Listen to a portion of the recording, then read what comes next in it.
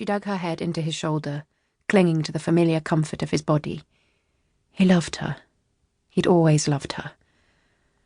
I chose the wrong brother, she thought.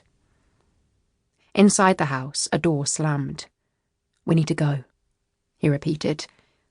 I'm scared, she confessed. You'll be fine. You'll forget all this. I won't. You can try, he said, kissing her. I don't know how. Yes, you do. You'll manage. I know you will. Another kiss, and the baby will never know. England. Chapter 1. Saturday, the 1st of March, 1941.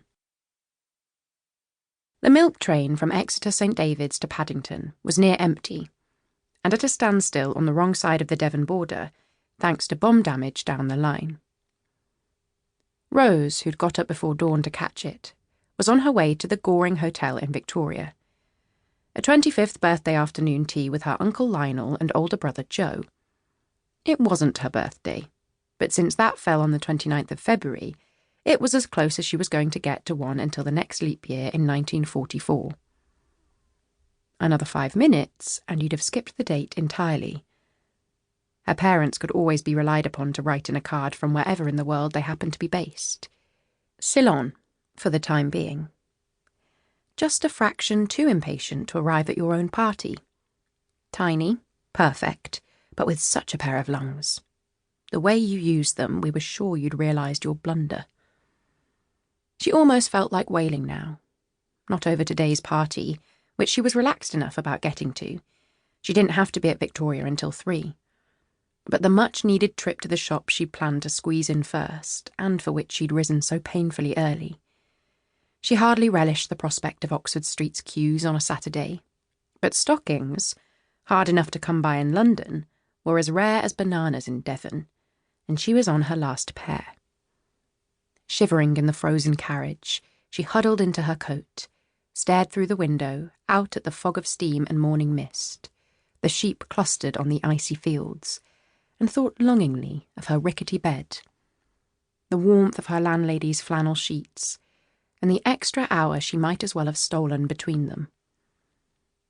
The farmer opposite her, her only other companion in the carriage, huffed then, for what was surely the 100th time, got up, peering down the train's corridor in search of the harried conductor, who'd already informed them that he had no idea when they might be on the move again, and was now, quite sensibly, keeping well hidden.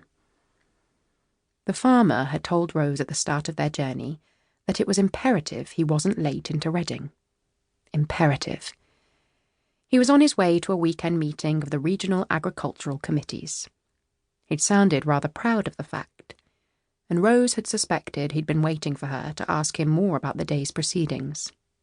She hadn't. After an endless winter working as a secretary for the Ministry of Agriculture, holed up in a tiny, oh-so-quiet office on an old dairy farm, just outside Ilfracombe, she'd rather had her fill of talk of wheat quotas, arable land allocations and livestock provisions. She only wished that when, back in October, her Uncle Lionel had tentatively proposed the role to her, offering to pull strings at Whitehall to help her secure it. A place she could breathe the sea air, he'd said, find some peace after the grim events of September. Come to terms with the child she'd lost, or at least move on from her dismissal from the Air Force. She hadn't moved anywhere, 5 months in, and the thought of that horrendous disciplinary hearing still made her cheeks flame, in injustice, shame. She'd listened to her brother's warning that she was out of her mind to consider it. It'll be grim, Joe had said, the dullest of purgatories. You don't need peace. You need distractions, less time to think. Try the Women's Territorial Service, why don't you? He'd given her a smile, half teasing, half sad. I've heard the army let anyone in. She might yet give them a go. She was fairly sure her unfortunate boss, the very elderly, very sweet, very polite, Honourable Hector Arden, wouldn't stand in her way. He'd probably be glad to see her in khaki. That way